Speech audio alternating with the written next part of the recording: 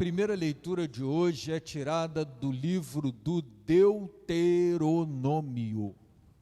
A palavra Deuteronômio significa Deutero, segunda, e nomós é lei. O livro do Deuteronômio representa um aprofundamento ou uma revisão daquela primeira lei que foi dada por Deus ao povo que pediu, depois da aliança com Deus, uma lei.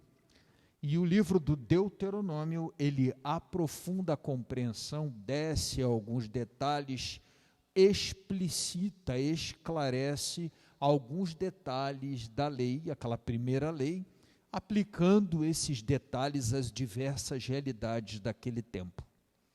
O trechinho que nós estamos lendo hoje é muito interessante porque ele, da lei, se faz a seguinte pergunta, que está por trás do texto: por que foi que Deus nos escolheu?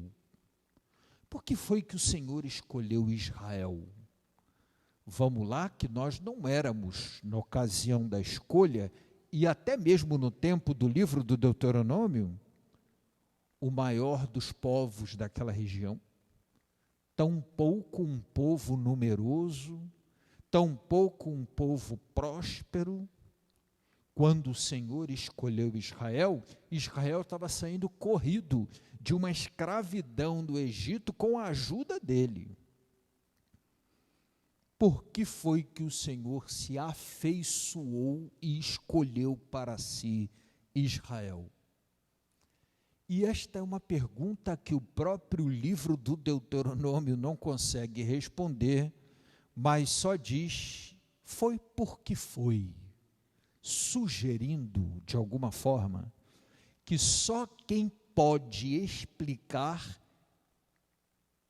é o próprio Deus que escolheu, porque do ponto de vista da lógica humana, não teria o menor sentido escolher para si, talvez o mais humilde, o menos organizado, o menos numeroso, o menos próspero dos povos daquele tempo.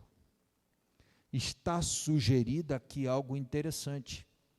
Nesta escolha, o Deus de Israel, que depois se torna e passa a ser o Deus dos cristãos e o Deus universal, Salvador do mundo, como nossa paróquia costuma proclamá-lo, é um Deus que ama sem um gatilho, sem um motivo, sem uma razão. Aqui nós entramos no campo da mais absoluta gratuidade do amor divino. Ele ama porque ama. Poxa, mas não é o bonito. Poxa, mas não é próspero ou próspera. Poxa, mas não é obediente ou... Deus escolheu um povo que não era rico, próspero, grande, promissor, que o traiu diversas vezes, que diversas vezes desrespeitou a aliança estabelecida por ele com aquele povo, embora parte dele ele tivesse sempre cumprido: eu serei o vosso Deus, se vocês obedecerem à minha aliança, vós sereis o meu povo. A parte dele sempre foi cumprida. Aquela do povo de Israel, nem sempre. Está aí os profetas, exatamente diversos, como por exemplo Elias, que a gente acompanhou recentemente o ciclo, denunciando as infidelidades do povo de Deus à aliança. Eu penso que fica claro aqui, então, um tema que já nos aproxima da solenidade de hoje. Desde o Antigo Testamento, a mais absoluta gratuidade do amor de Deus. Ama num amor que é mistério. Ama sem razões que justifiquem este amor. Ama sem interesses relacionados a este amor. Simplesmente ama. Hoje eu conversava com um grande amigo sobre essa coisa, né? A gente olha para a nossa vocação e pensa assim, por que Deus me escolheu, né? Por quê? Caramba, com tantos defeitos, e certamente todos nós, pensando, por exemplo, no chamado de Deus em nossa vida, na família que Ele nos deu, no trabalho que Ele deu, no quanto Ele nos aproximou dEle, no quanto a gente pôde conhecer do nosso Deus, certamente caberia essa pergunta, por que me escolheu? Eu conheço tanta gente que talvez vivesse isso melhor, abraçasse isso melhor, levasse isso de maneira um pouco mais firme, pois aqui estamos no campo daquilo que só pode ser entendido numa lógica que não é a dos homens, mas a lógica de Deus. Por isso que, por exemplo, no Evangelho de hoje, Jesus está fazendo uma oração muito engraçada que diz assim, eu te louvo, ó Pai, porque escondestes essas coisas dos sábios, dos inteligentes, dos estudados, dos escolarizados, dos letrados, dos mestres e doutores da lei deste tempo, e revelastes essas coisas aos pequeninos. O que Jesus está dizendo?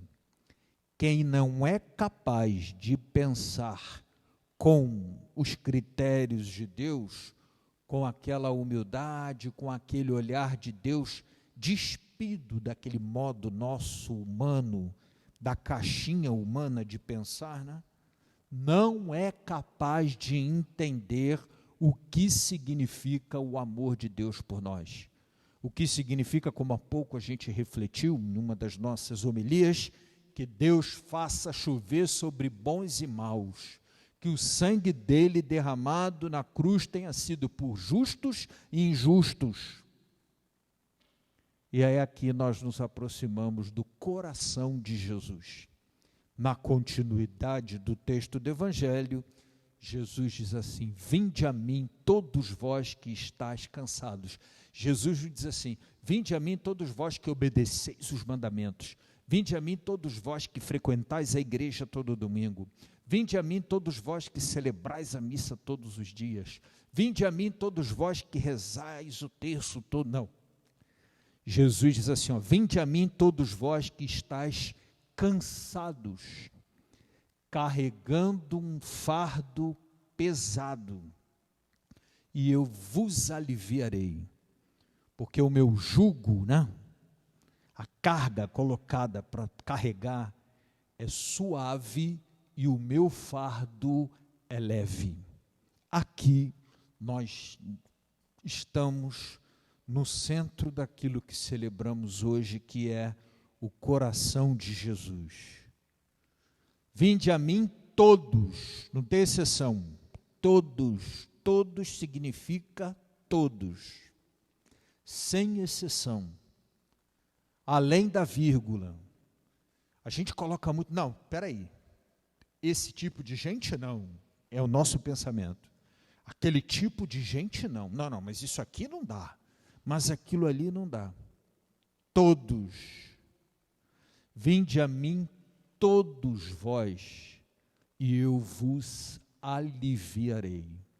Ou seja, no coração de Jesus, nossa redenção, nosso alívio, nosso conforto, nossa salvação. Mais do que entender, como sugere a pergunta da primeira leitura, por que Deus me escolheu, por que Ele me amou, eu penso que seja frutífero experimentar este amor derramado por nós.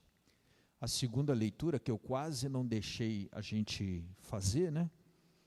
Quase não deixei a gente fazer a segunda leitura, ela diz assim, amemo-nos uns aos outros, texto de João, pois o amor vem de Deus.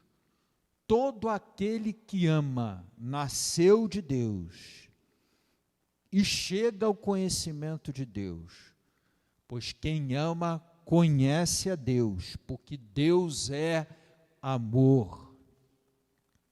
Uma das definições mais revolucionárias de Deus na Escritura. Ho, theos, agape, estin, como está lá no texto original em grego. Deus é amor. Isto significa que ele está mais na linha do permitir-se ser amado por ele do que tentar defini-lo. Definir é dar fim, dar cabo, dizer onde começa e onde termina.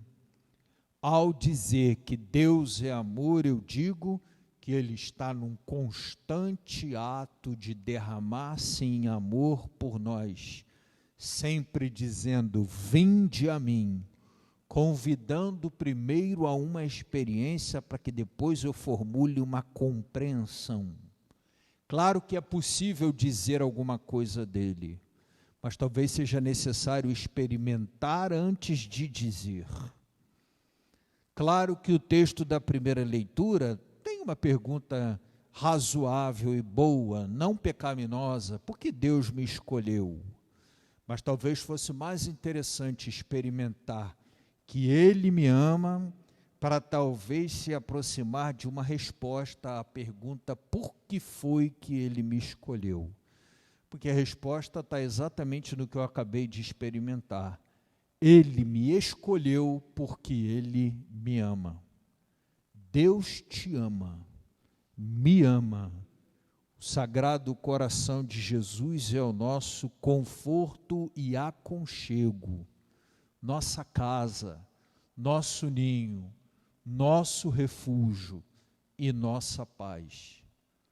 Peçamos ao Senhor que hoje nos abrigue no coração dEle, nos receba no coração dEle e nos conceda, Ele que é manso e humilde de coração, um coração semelhante ao coração dEle, manso e humilde.